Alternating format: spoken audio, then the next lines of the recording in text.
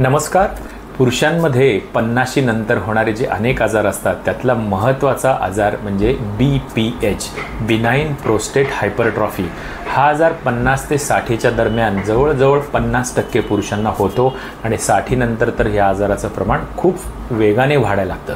तर आपण मागच्या व्हिडिओमध्ये म्हणजे पार्ट 1मध्ये या आजाराची लक्षणं काय आहेत, म्हणजे लघवी थेंब होणे, लघवी व्हायला उशीर लागणे, रात्रीच्या लघवीच्या वेळा वाढणे, लघवीला चरचर होणे, लैंगिक क्षमतेवरती परिणाम होणे, ही सगळ्या लक्षणांचा आढावा, कारणं ही सगळी आपण मागच्या व्हिडिओमध्ये पाहिलेली आहेत. तर हा व्हिडिओ पाहणाऱ्यांनी तो व्हिडिओ पहिला पार्ट जो आहे हा जरूर पाहावा, म्हणजे कंटिन्युटी तुम्हाला या दुसऱ्या व्हिडिओमध्ये लक्षात येईल. तर आयुर्वेदामध्ये मी तुम्हाला पहिल्या भागामध्ये सांगितलं की या ग्रंथीचा उल्लेख हा अष्ठीला ग्रंथी म्हणून उल्लेख आहे. अगदी ही अक्रोडाच्या आकाराची छोटीशी ग्रंथी असते, परंतु जी आपली रिप्रोडक्टिव्ह सिस्टीम आहे त्याच्यामध्ये या ग्रंथीचा फार महत्त्वाचा भाग असतो.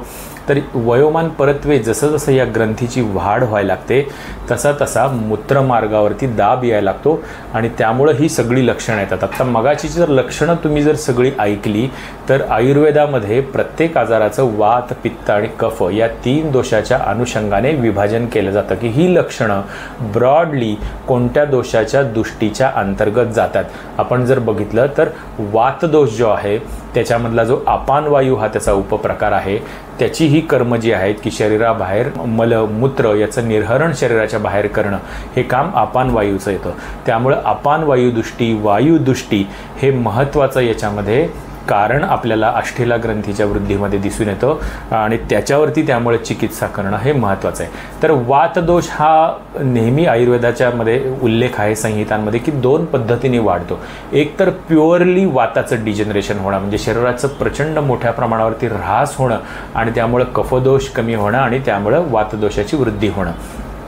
परंतु दुसरा जो मार्ग आहे की जो सध्याच्या जीवनशैलीशी निगडित आहे तो म्हणजे विकृत कफवृद्धी, स्थौल्य, क्लेद, आम यासारखे जे पृथ्वी आप महाभूत प्राधान्याने जे घडलेले घटक आहेत त्यांची शरीरामध्ये उत्पत्ती जास्त तयार होणे.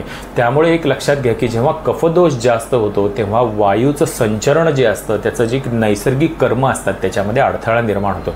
त्यामुळं इथं ट्रीटमेंट आपल्याला महत्त्वाची सुरुवातीला करावी लागते ती म्हणजे आमदोष कमी करणं, क्लेद कमी करणं, कफदोष कमी करणं आणि त्याची चिकित्सा असते ती म्हणजे दीपन, पाचन, लेखन या पद्धतीच्या चिकित्सा महत्त्वाच्या असतात आणि त्याचप्रमाणे लाक्षणिक चिकित्सासुद्धा महत्त्वाच्या असतात, कारण रुग्णाची लक्षणं सत्वर कमी होणं महत्त्वाचं असतं. त्यामुळं बस्ती शोधन आणि मूत्रल हे 2 आयुर्वेदामध्ये गण सांगितलेले आहेत की या गटातली जी औषधं आहेत ही डायरेक्टली व्याधी प्रत्यनिक असतात, ती अवयवगामित्व त्यांना असतं. त्यामुळे ती औषधं ही जी युरिनरी सिस्टीम आहे त्याच्यावरती डायरेक्ट इफेक्ट करणारी अशी औषधं आहेत. त्यामुळे आता आपण औषधांचं एक वर्णन बघूया. तर आत्ता समोर जी औषधं इथं ठेवलेली आहेत त्याच्यामध्ये सगळ्यात महत्त्वाचं जे औषध आहे ते म्हणजे गोखरू. याला काटे आहेत, याला आपण बघितलं असेल तर ही एक जमिनीत शेतामध्ये सापडणारी अतिशय वीर्यवान वनस्पती ज्याला आपण म्हणू ती म्हणजे गोखरू आहे. दुसरी ही जी वनस्पती आहे ती म्हणजे वरुण साल, नंतर आहे पुनर्नवा, त्याचप्रमाणे अश्वगंधा याच्या ज्या मुळ्या असतात त्या, पाषाण भेद आणि हे आहे सुरवारी हिरडा. ही उदाहरणादाखल काही वनस्पतींचे आपल्याला इथं फोटो दाखवलेले आहेत. याच्या व्यतिरिक्तही बऱ्याच या वनस्पती आहेत, परंतु या वनस्पतीमध्ये अशी खुबी आहे की जे आपण आत्ता मगाशी बघितलं की दीपन आहे, पाचन आहे, बस्ती शोधन आहे, मूत्रल आहे, क्लेद किंवा आमदोष कमी करणाऱ्या अशा सगळ्या वनस्पतींचं एकत्रीकरण किंवा गुण या वनस्पतीमध्ये आपल्याला सापडतात.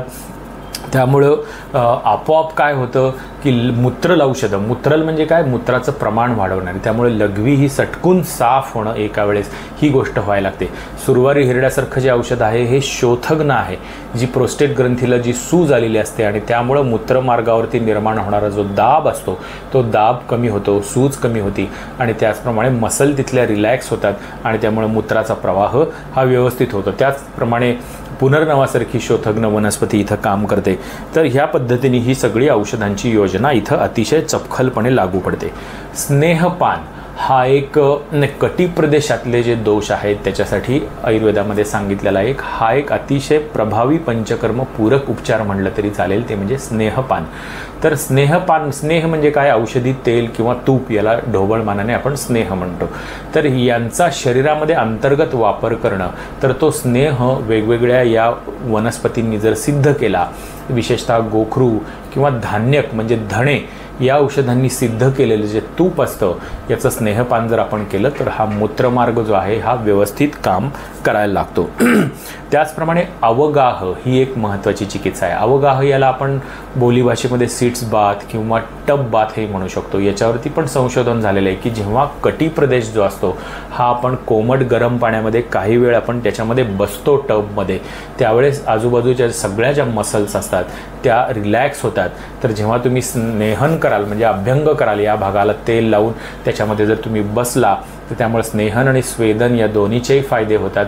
या मसल रिलॅक्स होतात आणि त्यामुळे हे जे कॉन्स्ट्रिक्शन असतं, प्रोस्टेट ग्रंथीनी जो काही अवरोध किंवा दाब निर्माण केलेला असतो तो रिलॅक्स होतो आणि लघवीचा प्रवाह सुरळीत होण्यासाठी मोठ्या प्रमाणावरती मदत होते. बस्ती ही चिकित्सा ही आयुर्वेदामध्ये अनेक उपचारांमध्ये अर्धचिकित्सा असा तिला मान दिलेला आहे या चिकित्सेला. आणि ही गोष्ट प्रॅक्टिसमध्ये पण लक्षात येते की वेगवेगळ्या वनस्पतींनी सिद्ध केलेली जी तेलं असतात, तुपं असतात, त्यांचा जर बस्ती दिला, बस्ती म्हणजे एनिमा ही गोष्ट आपण नेहमी अशी ऐकतो की फक्त पोट साफ होण्यासाठी, पण तो एक छोटासा भाग आहे आयुर्वेदामध्ये. तो एक ड्रग ॲडमिनिस्ट्रेशन म्हणजे शरीरामध्ये औषध सोडण्याचा मार्ग आणि प्रभावी मार्ग म्हणून बस्तीकडं पाहिलं जातं. तर ही वेगवेगळी औषधं जेव्हा आपण बस्ती मार्गाने किंवा गुदद्वाराच्या वाटे शरीरामध्ये सोडतो तेव्हा तिथून त्यांचं शोषण चांगलं होतं, वातदोषाचं शमन होतं आणि त्यामुळं अवरोधाची जी संप्राप्ती ती कमी होती, मूत्रप्रवृत्ती नीट व्हायला मदत होते. त्याचप्रमाणे बस्ती ही चिकित्सेचं आत्ता आपण पाहतोय की वेगवेगळ्या प्रकारची तेलं आणि ही एक सिरिंज आहे आणि एक रबरी कॅथेटर आहे, याच्या मदतीने केली जाणारी ही ट्रीटमेंट आहे. आम्ही रुग्णांना दवाखान्यामध्ये एक सिटिंग फक्त शिकवतो की ही बस्ती ट्रीटमेंट कशी करायची आणि नंतर रुग्णांना ही घरी ट्रीटमेंट करायला देतो. त्याच्यामुळं दवाखान्यात यायची जी काही रोजचा जो काही त्रास आहे तो वाचतो आणि इकॉनॉमिकल पण होतं. त्यामुळे ही ट्रीटमेंट रुग्ण घरच्या घरी करू शकतात. त्याचप्रमाणे एक वेगळी प्रभावी ट्रीटमेंट आहे, ती जास्त जर गंभीर किंवा जास्त वृद्धी झालेली असेल प्रोस्टेटची तर त्याच्यामध्ये वापरली जाते, ती म्हणजे उत्तर बस्ती म्हणजे ॲक्च्युअल जो शिश्न मार्ग किंवा मूत्र मार्ग जो आहे त्याच्यातून छोटीशी जी फिडिंग ट्यूब असते ती ट्यूब व्यवस्थित ॲनेस्थेटिक औषधांनी लुब्रिकेट करून ती आतमध्ये सोडली जाते आणि एक औषधी तेल ॲक्च्युअल ब्लॅडरपर्यंत सोडलं जातं कोमट करून. तर याचा परिणाम हा अतिशय चांगला होतो आणि सर्जरी वाचवण्याच्यासाठी सुद्धा काही केसेसमध्ये याचा नक्की उपयोग अनुभवायला आलेला आहे. ही गोष्ट मी तुम्हाला सांगू इच्छितो. तर दुसरं असतं ते म्हणजे काय करावं. लोकांचा प्रश्न असतो की आम्ही आता बाबा या वयामध्ये आहोत तर आम्हाला हा त्रास होऊ नये यासाठी कोणकोणत्या गोष्टी करणं महत्त्वाचं आहे. कारण शेवटी आजार झाल्यावरती पळापळ करण्यापेक्षा तो होऊ नये हा आयुर्वेदाचा नेहमी आग्रह असतो. त्यामुळे मी प्रत्येक व्हिडिओमध्ये काही गोष्टी या शेवटी जरूर सांगत असतो की त्यामुळे तुम्ही त्या आजाराला 2 हात लांब ठेवू शकता.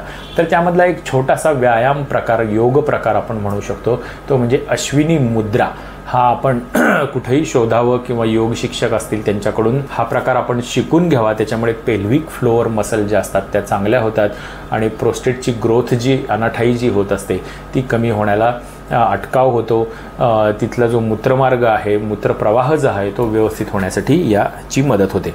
मगाशी मी तुम्हाला सांगितलं की हा आजार संतर्पणोत्थ म्हणलं तरी चालेल, म्हणजे अति खाणं, वेळच्या वेळी खाणं नाही, जास्त खाणं, भूक नसतानाही खाणं, विरुद्ध आहार, वेगवेगळ्या आयुर्वेदामध्ये काही गोष्टी सांगितलेल्या आहेत त्यांचा आहारामध्ये वापर करणं, ओव्हर इटिंग, ओबेसिटी या सगळ्या गोष्टी किंवा डायबेटीस या रुग्णांमध्ये प्रोस्टेटची तक्रार ही जास्त प्रमाणात सापडून येते.